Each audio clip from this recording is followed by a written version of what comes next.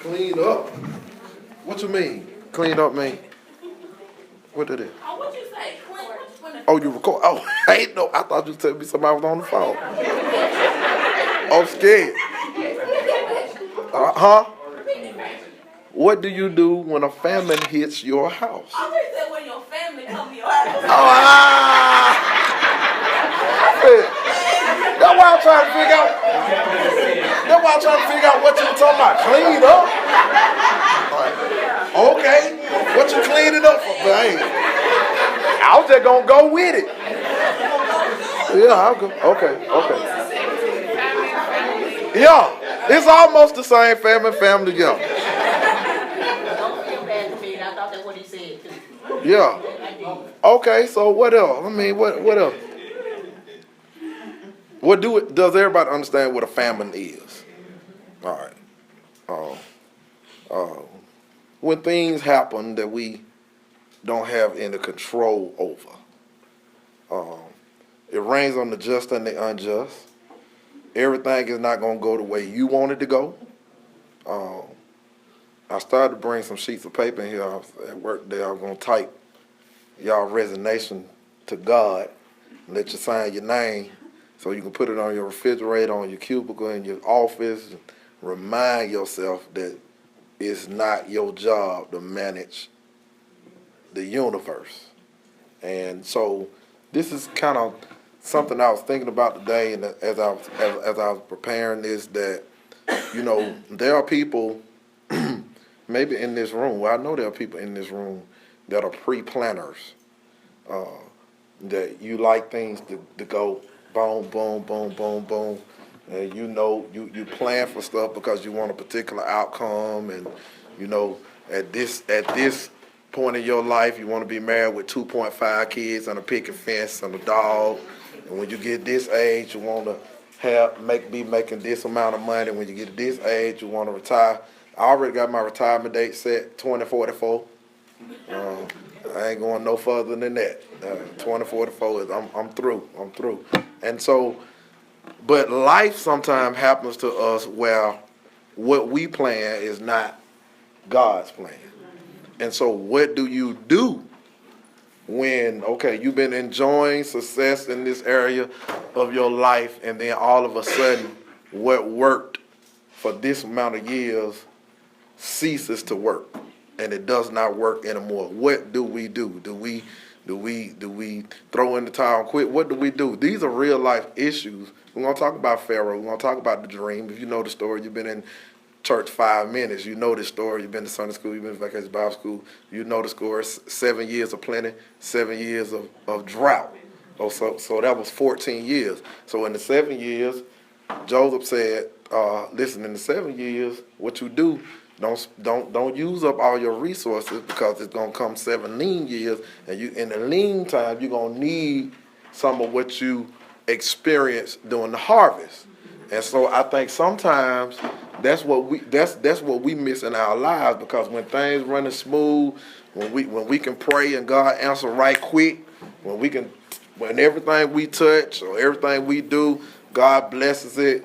But what do we do in those times where there are some lean years in our lives? How do we handle, and do we still trust God like we trust Him like when we had everything together? Now that we got lean, what do we do? And so it's a real issue that people are really dealing with, because they're saying, okay, I'm serving God the same way I was serving Him, and things were like this 5 years ago. Here I am 5 years later, and I was dipping and dabbing, but I made up my mind that I'm going to be on one side, and because I'm on one side, it seems like stuff just not lining up. What do I do? What's going on? How do I handle this? All right? And so that's what we want to talk about tonight. You're going to do more teaching than I'm going to do tonight, because life happens to all of us. Now, I ain't telling you to tell us specific what you got going on and all that kind of stuff, but I just believe that there are folk that have stuff going on in their lives that they are asking God, first of all, why me? Because I try to do what I need to do. And you got to understand that God is God, things happen for different reasons. We may not understand why we're going through what we're going through, and it does not feel good. But we still got to trust God in that. So let's talk. What do we do what do we do in situations like that?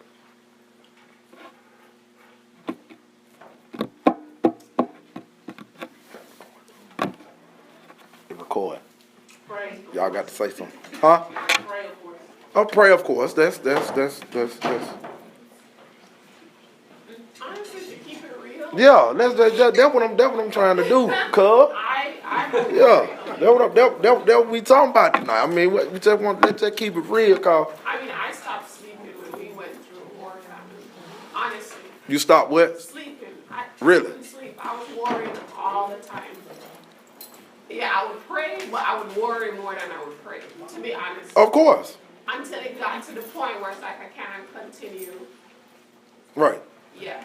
But Non-stop. will you say, Shawnee, that even in those times, and people say, I think sometimes, and I'm glad you said that, because I think sometimes we hide behind religious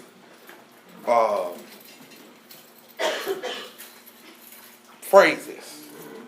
You know, God gonna make a way, yeah, but my life will do, and I mean, let that be honest.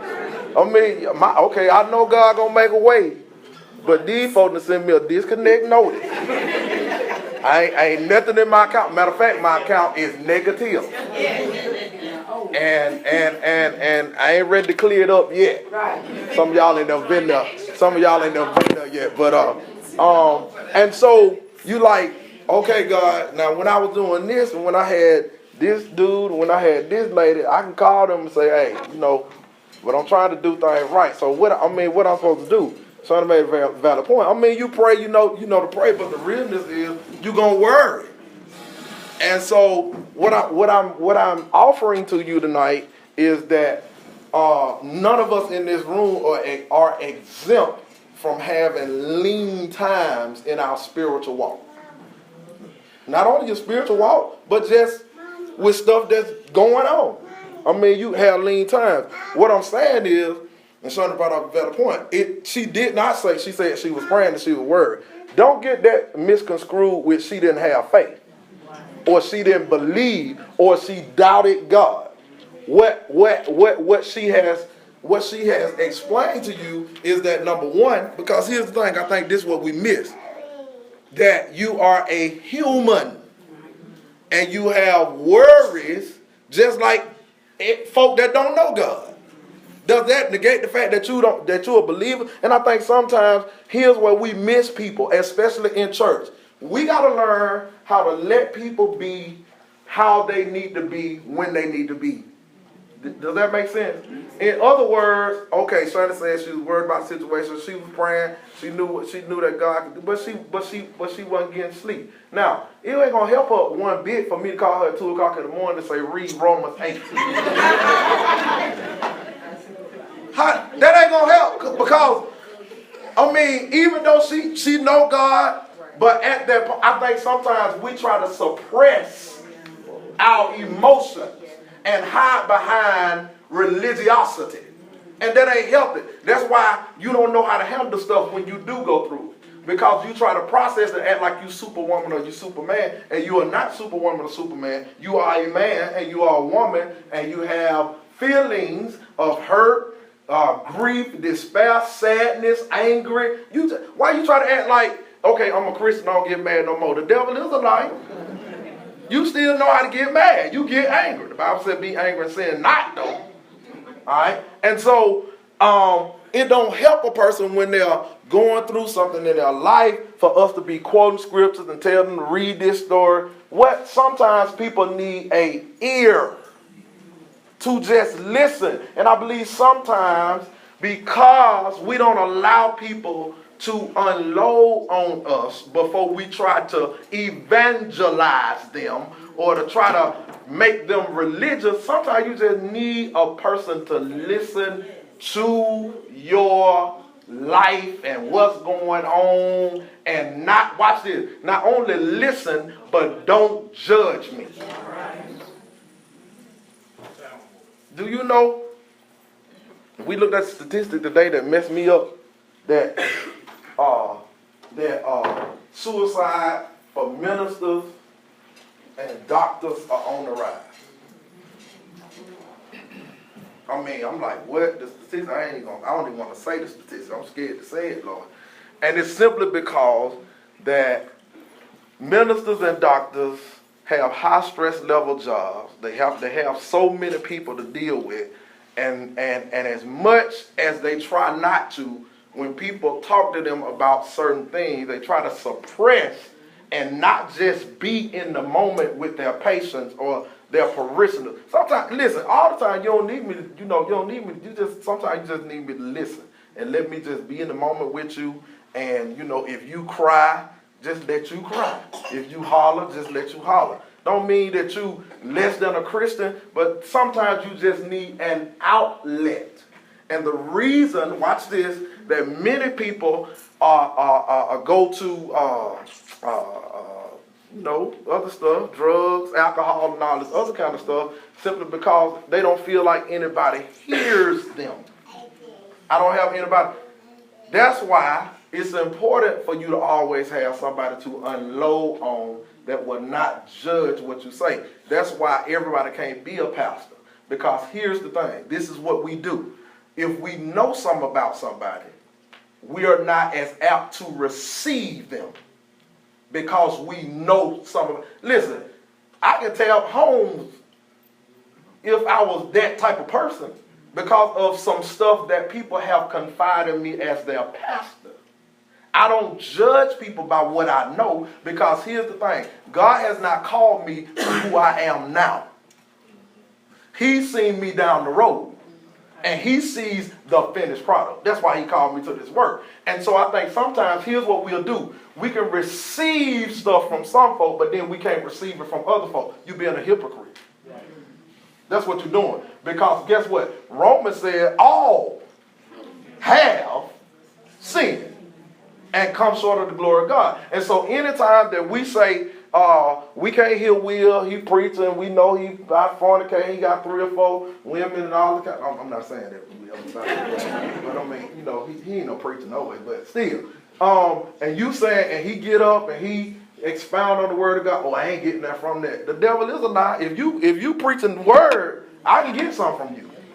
Because when people stand up and deliver the word of God, see, this is how I know people are spiritually immature. See, when Shonda stand up, when Sheila stand up, when Nick or whoever, by the way, I got some off the chain deacons. Y'all gonna be surprised at how they can teach. I got some teachers, they sure enough can teach. I'm telling you, y'all gonna be shocked. Last night, what was Monday night? Y'all gonna be shocked. So I just put that in for free. And so you can miss what you need from God by always saying you can't get nothing from nobody but me. I'm learning. Yeah. But what you have to do, you have to put what you are used to hearing to the side and say, okay, God, I'm not trying to heal the person that's delivering, but I'm trying to heal you. And so if it's one thing that the person says that I can get, then don't get so wrapped up in the package. But what we do is we're sitting there while people are trying to minister and we're judging. And we'll say, well, we'll take this and we'll take that. Now, the whole thing is, how you know I'm all that? Because I ain't.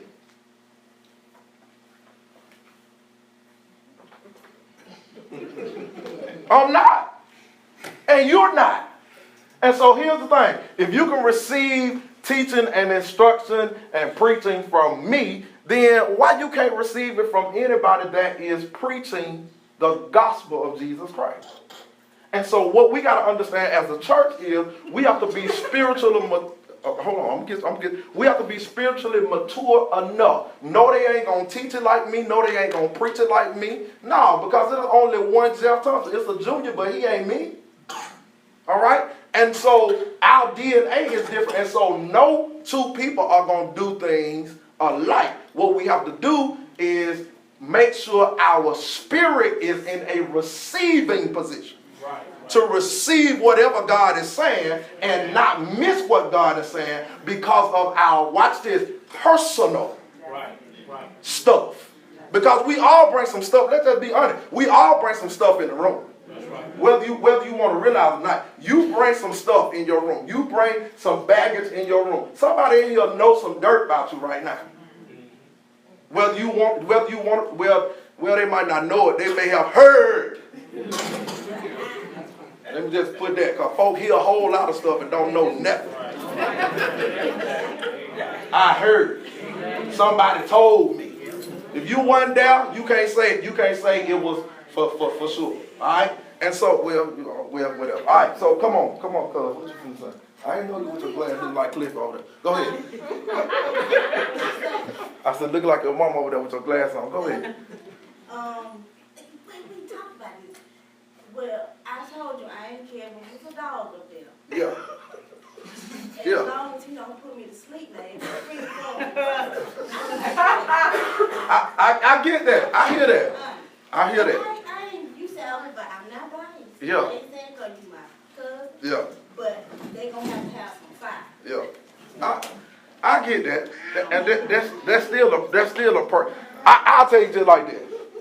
I can go to any church. I can go to a Catholic church. I can go to Episcopal church. I can go to First Presbyterian downtown. I can go to First Baptist downtown.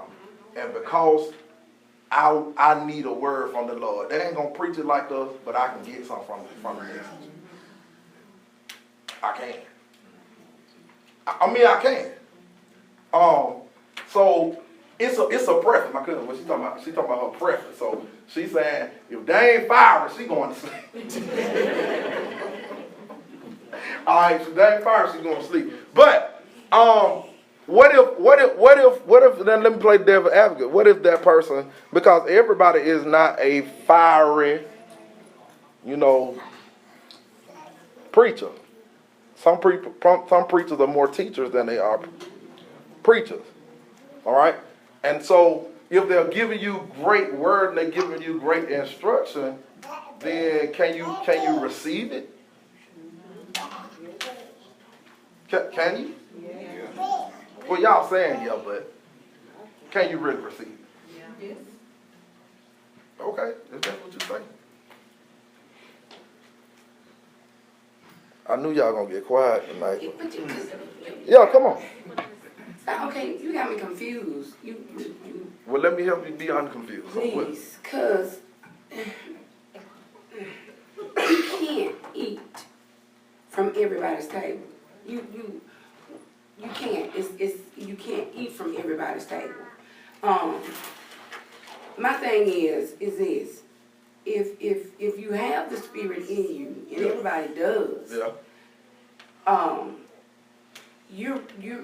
your teaching and somebody else's teaching, it should be similar. It should There be. will be some similarities. It's going to be some similarity in order for me to receive it. But they are not going to deliver like me. It's not going to be delivered, but if it's a word that I need, then whoever can give me that word. But no, it's not no way on this earth if I know for a fact that a pastor, preacher, whoever is fornicating, committing adultery. Don't get up in that pulpit preaching on that and you doing that. That don't work. That don't work. Okay, let me. But how you gonna deliver me, tell me what I don't need to be doing, and you out there doing it? Let me help you. Help me. How you know they doing? I'm saying if I know. How you know I ain't doing? You ain't doing that. How you know? But I'm saying. No, because you know. How do you know that I'm not? I know. Private Tucker, let me play the devil's I advocate. know. No. How do you know? I tell you what, if you, I bet you I tell you about it. So what? No, you ain't doing it. Yeah, You ain't doing it. It seems like your spirit, your spirit about it. You but this is what you can't, Pastor Thompson, there is no way any man or woman God called whatever to sit there and say you need to stop committing fornication and adultery, and they out there doing it. If it's good enough for you to do it, for you to tell me to stop, you need to be doing it too. Okay, You need to stop too. but what we doing now, you sit, now hold on, cause what we doing, we semi-judging. And then, wait, hold on, D, hold on. Because what's the difference in me being a liar and me being a fornicator? What I'm saying is, you can't, what I'm saying is this. If I know you're a liar, Yeah, and you in that pulpit, you trying to tell me I don't need to be lying, well, Yeah. why you lying? That's what I'm saying. I can't follow nobody like that. so you saying if you teach or preach, you don't need to preach on nothing that You doing. Well, I need to quit.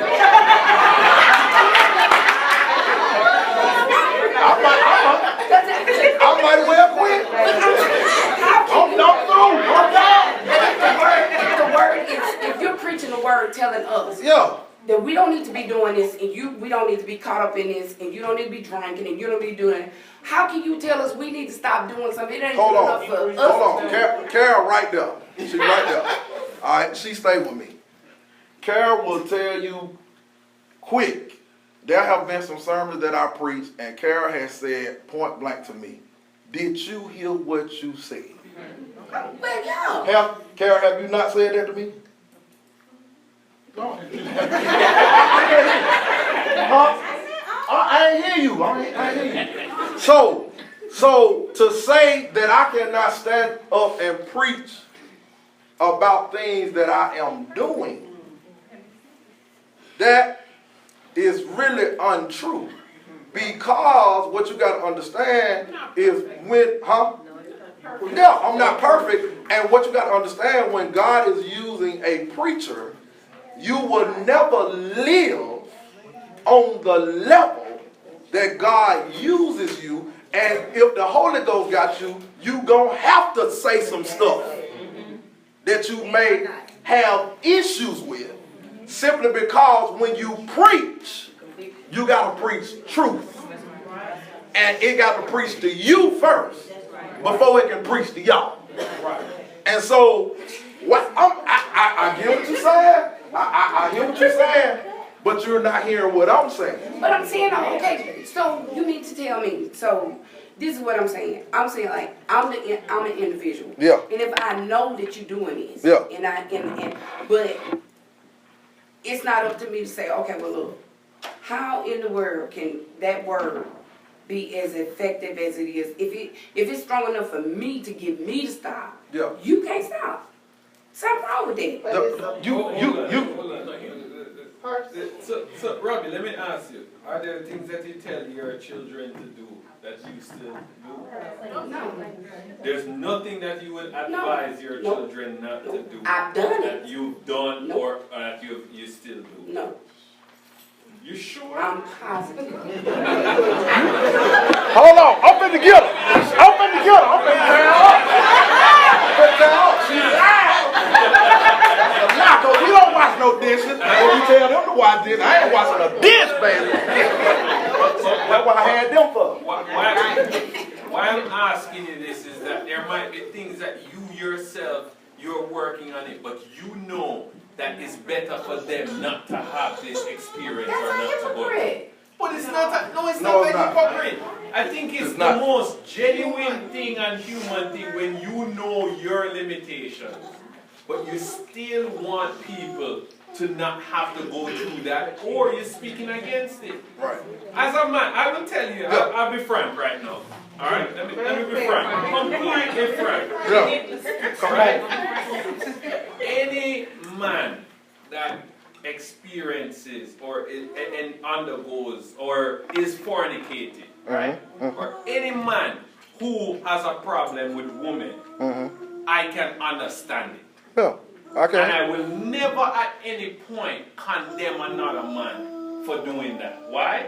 Because I myself know that it is just in a moment that can happen. And even if I'm not going through it, or if I'm doing it, I would still be able to understand exactly why that person is going through it as a man. I can't speak for women, but I know as for men, right?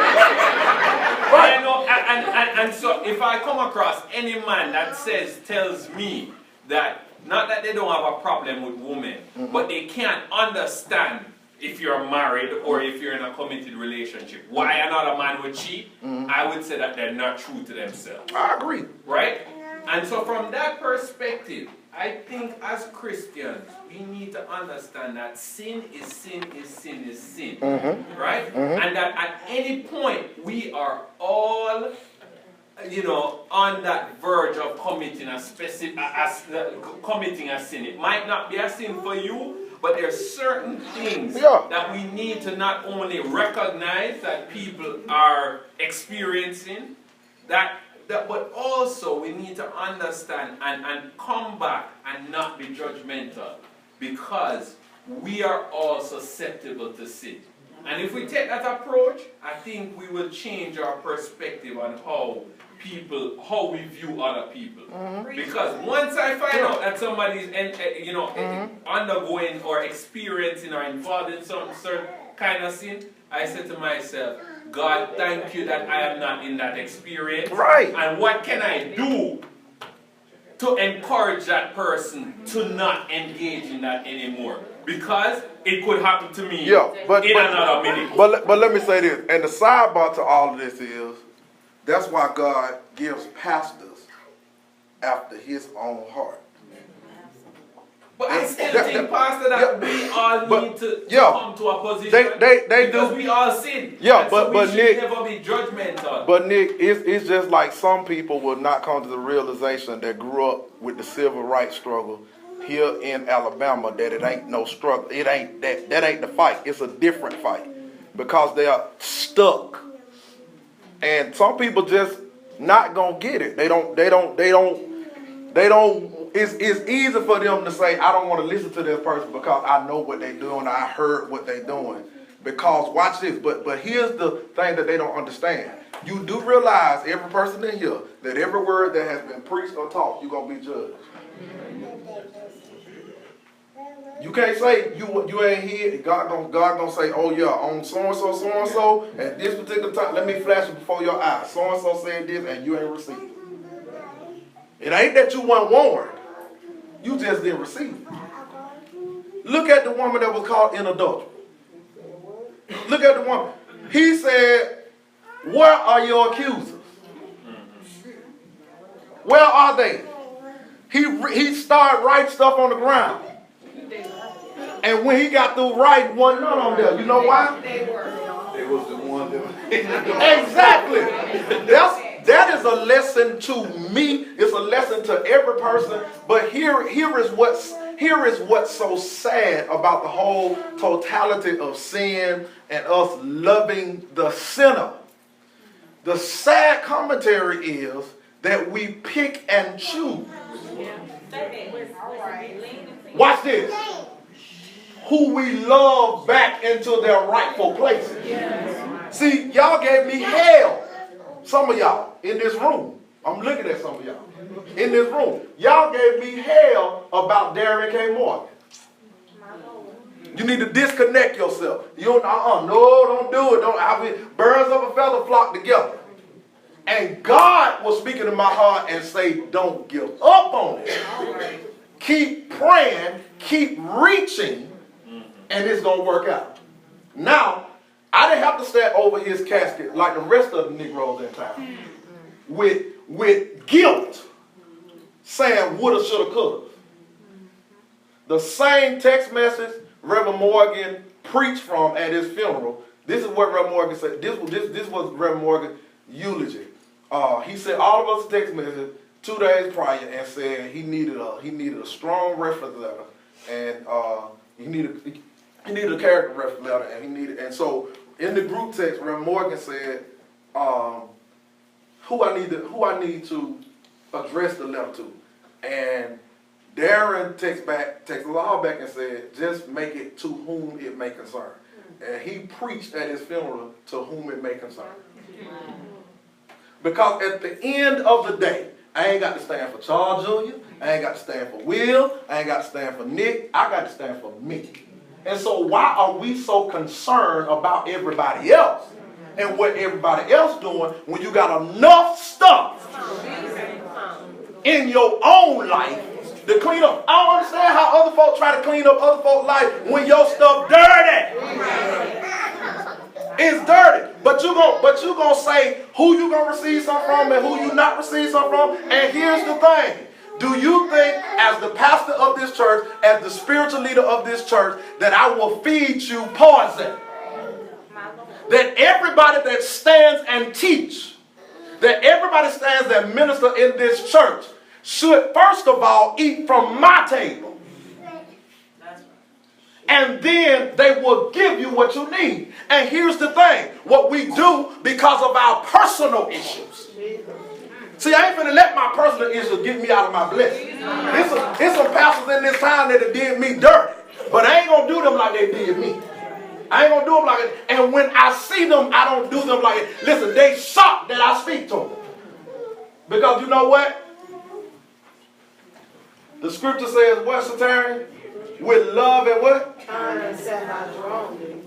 You can catch more bees with what? Than you can what? But it's so funny, Robbie, on last week's Sunday school, Yeah. you quoted Numbers 22, where God used a donkey. Yeah. Yeah. You know, sometimes God will use the donkey Yeah. to give you a message. Yeah. And that donkey may be the person who you feel Exactly. is not walking the way that they're supposed to walk, but he is going to use that donkey. Are you going to be open to listening to the donkey? As long as he got. No. My thing was this about the seed. That's just so, it's foreign to me. I mean. I understand that. It is. I understand that. How do you?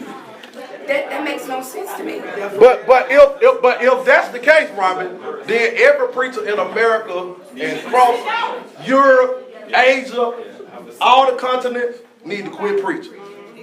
Because it's something that they preaching or something that they teaching that they are doing. Watch this. That they shouldn't be doing. But I do say this. But we should strive to be the best person or the best representation of the kingdom that we can. Now, some people don't do a very good job with that. That's preaching. That's it. Some people don't do a very good job, but we still shouldn't judge that as long as they teaching and preaching this word, guess what? Who getting the glory? Paul said, listen, I don't care what, aren't they preaching Christ? They preaching him crucified? What's the issue? I don't know if you guys remember Billy Swagger, but when growing up, Jimmy Swagger. Jimmy Swagger, my mom used to love That's my homeboy. Yeah. Guess what? He back. Jimmy back right now. And doing it up. And doing it. And when he was doing whatever he was doing, Jimmy Swagger blessed me. I remember as a girl listening to that every Sunday. My mom put it on. And Jimmy was in the world. He had to come on TV for a while. Yeah, he was getting it up. But he was doing it up. He was. And he admitted it. Jimmy stole money. He had 2 or 3 houses, women, all kind of stuff. But guess what? The house down, and he probably go and meet one of his girlfriends. He did. But God can restore. He can restore. And Pastor, can I think? And I'm just thinking about it as a teacher. I hadn't taught a lot over here, but I have in the past. And we used to always teach about the Israelites. You know what I'm saying? And there was no way that I could read about the Israelites and it don't hit me first. Now we talk about, oh my God, they turned their back on him. He brought them, all this way, and they did this, and they kept turning their back on God after he had delivered them over and over and over. But then I had to look at myself, how many times have we done stuff? And God deliver us? And we go back into the same thing, or we do something else. And so when you're getting into the word, sometimes it's going to hit you first. And I ain't going to say, well, ooh, man, that reminds me of me, so I can't teach this lesson. But I can get in here and say, well, when I was reading this lesson, you know what I'm saying, it can be real. You can say, well, some of that hit me. Think about how we've been talking about love. We talk about these gifts. You mean to tell me we show love all the time? We show love to everybody. And we learn that is the greatest gift that you can have. And so many times we don't show love. But we don't see nothing wrong with that. You know what I'm saying? So it's like we put labels number 1, number 2, number 3. We're doing this, fornicate, number 1. That's number 1. No, but God said sin is sin. Yeah. So I'm just saying, and that just made me think about it when, like I said, we criticized the Israelites. Oh my God, he did this. They brought them out of Egypt, and then they still turn their back. But God has done so much. How many times have He brought us out of stuff, and we continue to turn our back on Him? So I can't look at the Israelites and then don't look at myself. You know, not saying that I did what they did. You know what I'm saying? But there has been times in my life where I turned my back. Or I didn't do what I should have done, knowing He would deliver me, and you go back to the same stuff. So, I can't say I ain't going to teach them. You know what I'm saying? Just because it hit me. And it should hit us first.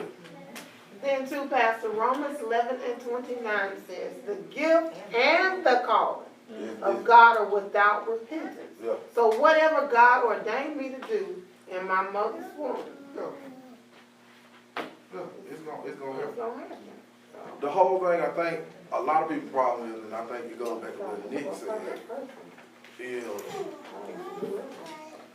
we got to be true to ourselves. The reason that you ain't God and the reason that I ain't God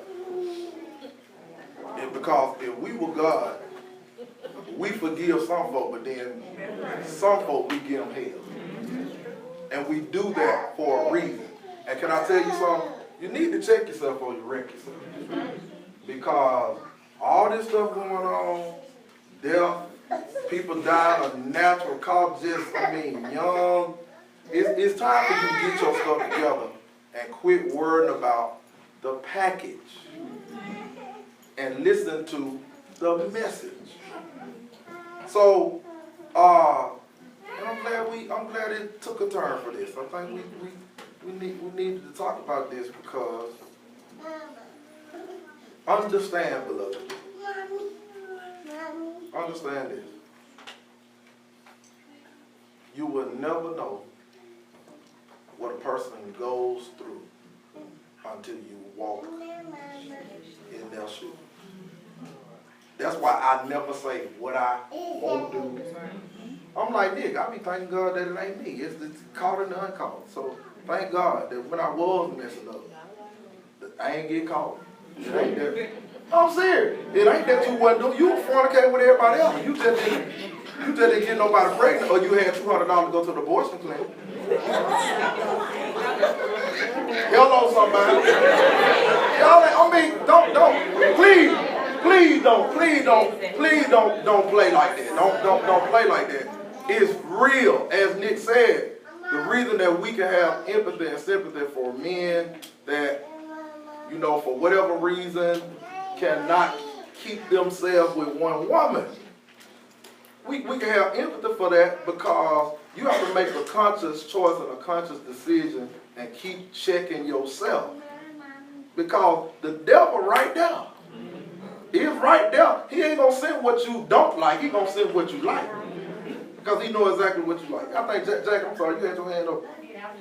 Yeah. Oh, you want to help out? Go ahead. When I was younger, my mom used to always tell us when we come home and, had gone to church and listened to a preacher, come back and say, I can't believe he was up there, saying, because we know that individual. She used to always stop us and say, was he telling the truth?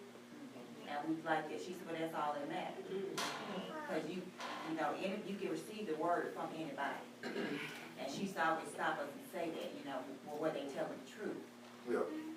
Because we can't say that, that person wasn't called. Some of them, it's kind of obvious sometimes, but, if they're up there preaching the word, you have to, kind of receive that. Yeah, and please don't leave us thinking that we're advocating for people to just do what they want to do, live how they want to do it.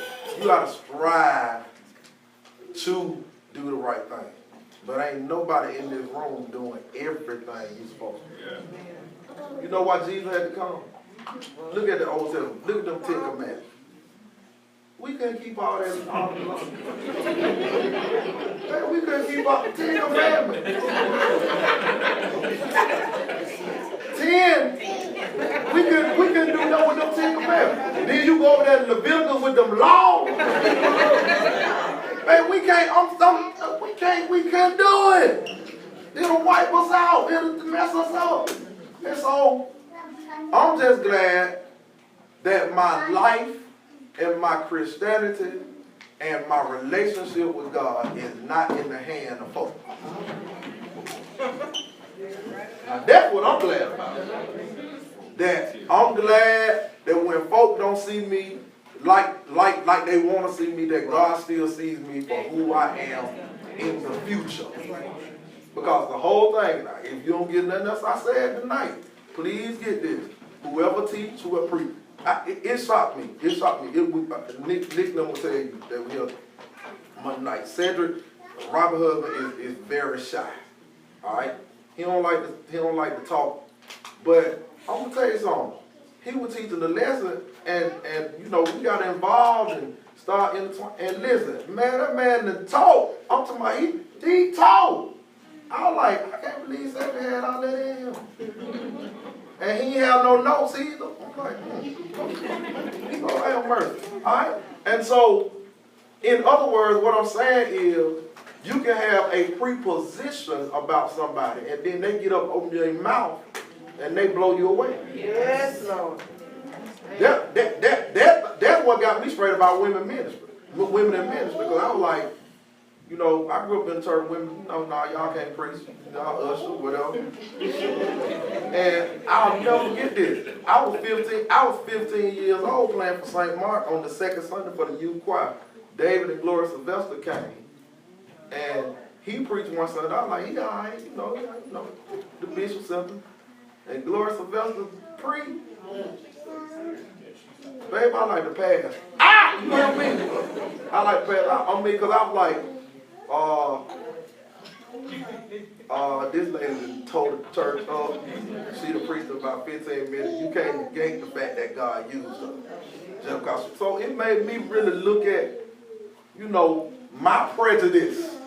And was it really legitified? Was it because of what I was taught, or was it because in the Word? Then when I looked at the Word, I said, okay, I'll go there. So I could have missed out on a blessing if I wouldn't have been open to receiving. I mean, she had me and I ain't never seen her cry in church. Cried that day. So what? The Holy Ghost just, I ain't even really known about the Holy Ghost then, but they got told up. All right? So, any other discussion on that? Thanks for God. Yes. I just have a comment. Yes. Most of the people in the Bible had struggles, and God knew that when He called them, but that didn't. It did stop. Negate the fact that they had to do what He said. Yeah. They had to do. It's just like that now. He Yeah. knows, Yeah. but He still gives us grace and covers that Yeah. until we get it right. Yeah. Eventually. That's right. That's right. Like, Willie talked the other night on why Saul, you know, and, you know, Saul was like, ooh, a persecutor of the church. Yeah. But God still used Saul. Let's just start at the beginning.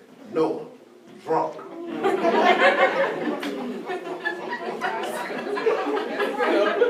We ain't got no phone. We start right now. Still struggling with it. I'm struggling with it because I know we're not perfect. Yeah. And I know I'm not perfect. Yeah. This is what I'm saying. Come I'm on. saying this. How can anybody speak up on a subject that they're doing? And if you're trying to okay, what's the point in deliverance? What's the point in trying to get a person to stop doing what they're doing? How can you tell me I need to stop and you doing it too? Do we stop everything we're doing immediately? That's my point. My point is. Do we do it immediately? No, but that's what I'm saying. How can you tell me to stop doing something and we both doing it? But how can you encourage me to stop doing it? We can still do it. They're striving to themselves, though. Oh, they striving too. No, I mean, it's just like the doctor telling you, you need to lose weight and he 400 pounds.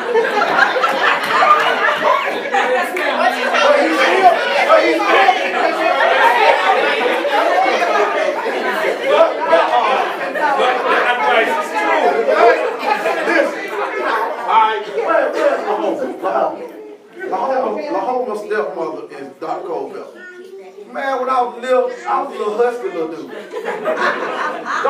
Dr. Culpepper, when she was downtown, Dr. Culpepper used to have Whoppers in her hand, eating them, and examining me, telling me I'm too fat. I'm serious. I mean, the home know that she was working out, but she was my doctor. She was my doctor, and her job to tell me where I'm supposed to be on the chart. But I used to tell my mama, man, Dr. Culpepper, a hypocrite, man. How she gonna be? She examined me. Yeah, put it on.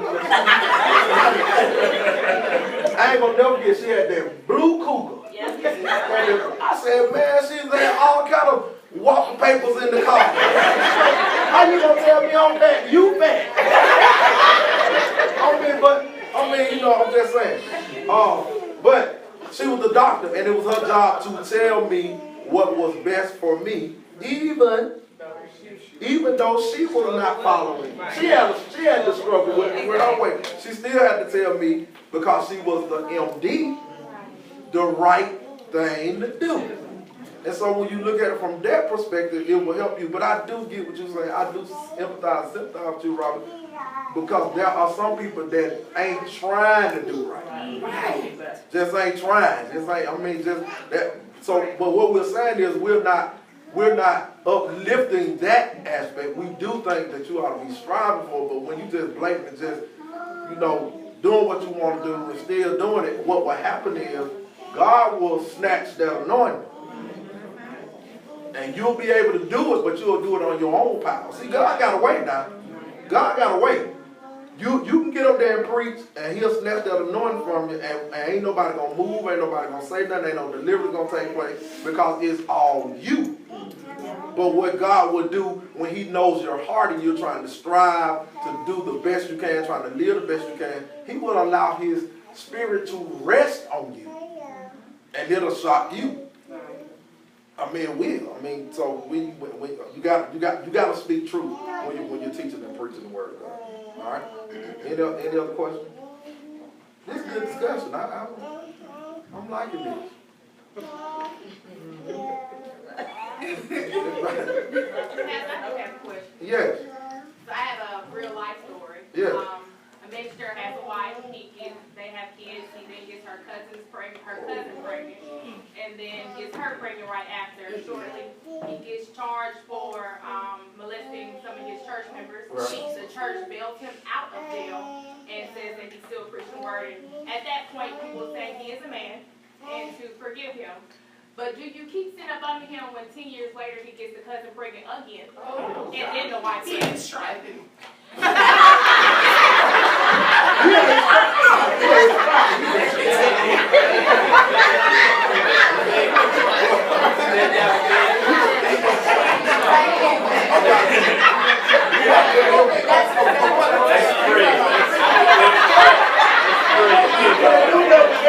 Let's pray.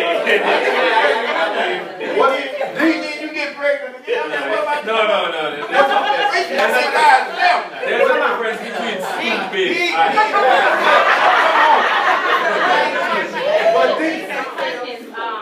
They pretty much, she's kicked out the family. Everybody thinks she's the lowest of the lowest. Yeah. But he is still being uplifted. She is a slum for doing her cousin like that. But everybody else, and the wife is still supporting him. She won't leave. She's not getting divorced or anything like that. Is he still pastoring? He is still pastoring. He's still revived. He comes to other people's churches. You can look him up.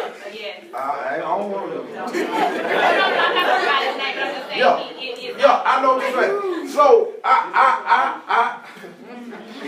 gonna tell you what I say to that is I'm gonna be honest. Come on.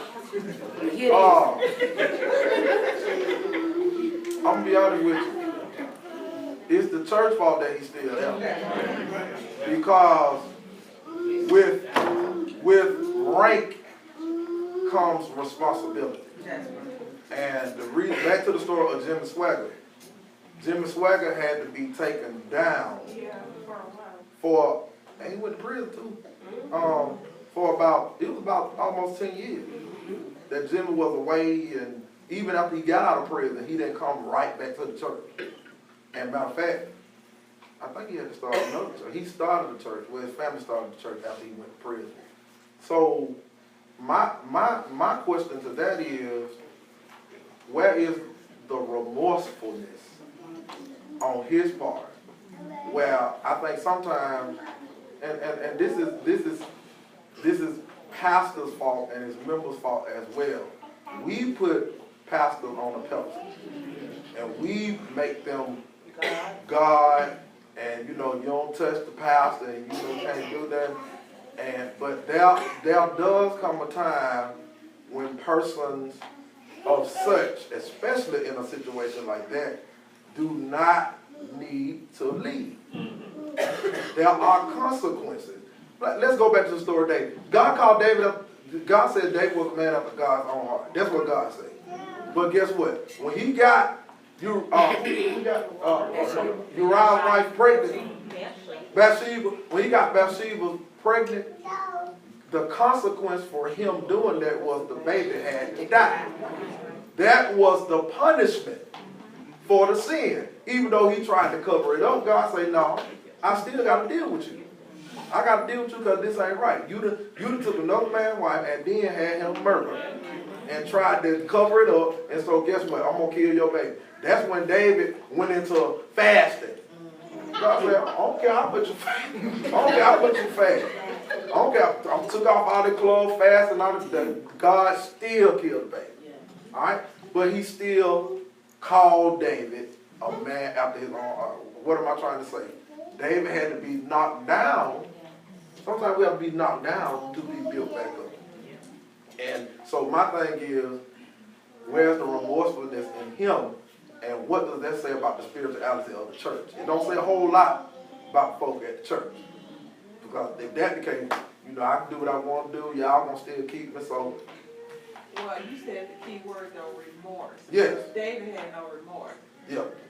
Yeah, that's true. He did. He had no remorse. He tried to cover it up. Yeah.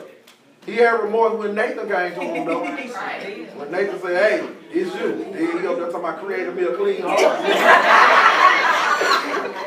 I'm going to talk to David when we get together.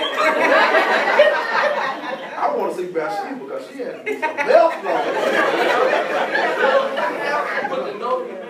Yeah, so, all right, any other questions? Great discussion. I really appreciate that. You guys don't know what you guys are doing tonight. You really are helping me with some things, and some things I have to write, and I really appreciate that. So do we see where we can teeter-totter on judging? There's a difference in judgment and justice. Justice and judgment, there's a thin line between that. And so let's make sure we remember that. Any other questions?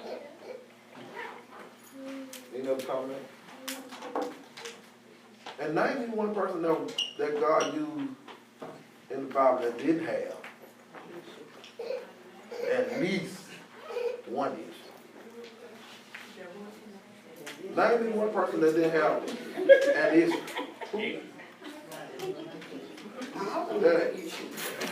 That ain't. He just went on by his business. He just walked on with God. I mean. Talking about Old Testament or New Testament? I'm talking about the Bible period. Stephen. Yes. Didn't see any. Okay.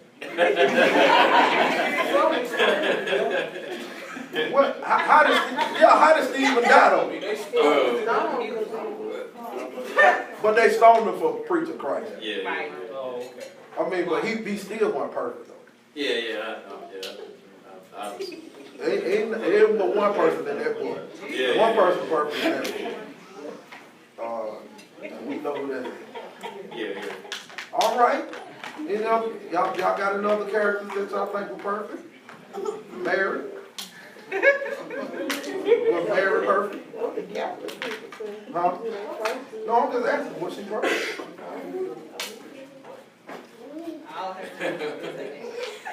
You might not know about it. I don't know. Okay.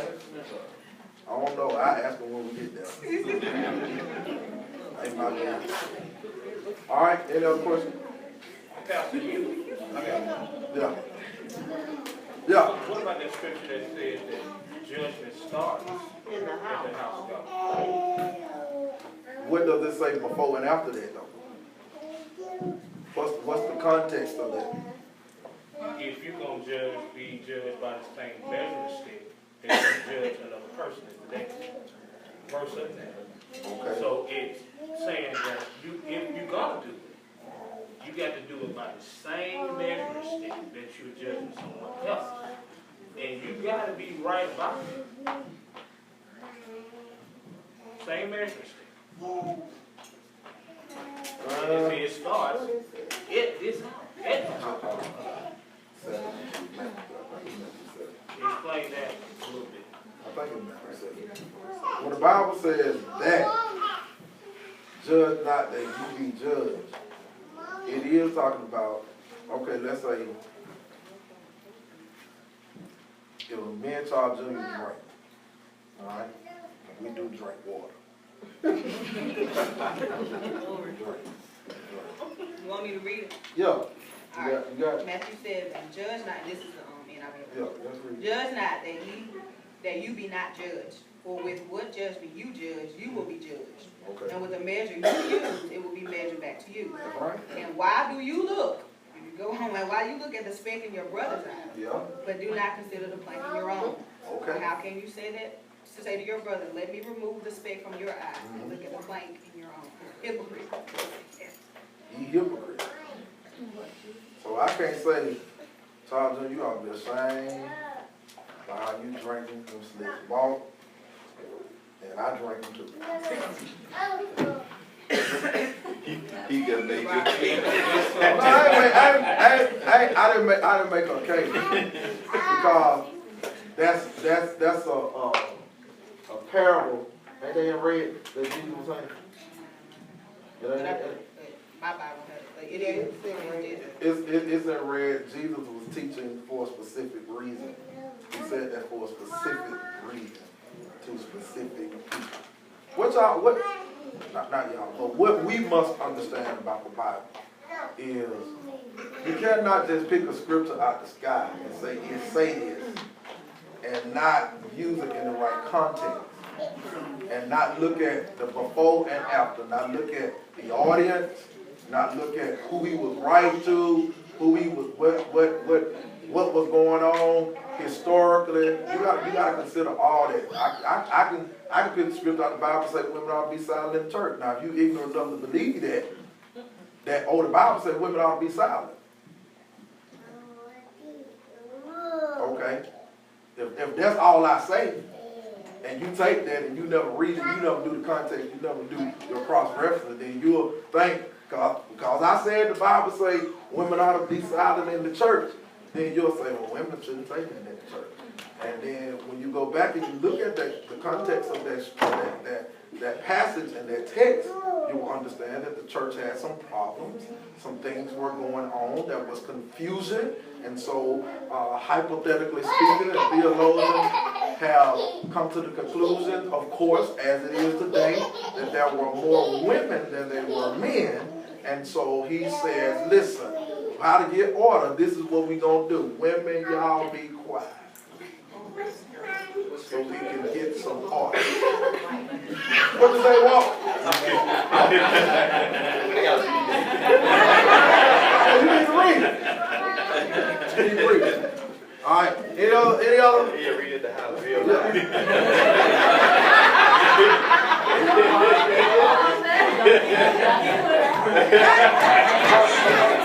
You ain't got to worry about it. Hey, you ain't got to worry about somebody texting Dr. Conley right now. She'll know. All right. Any other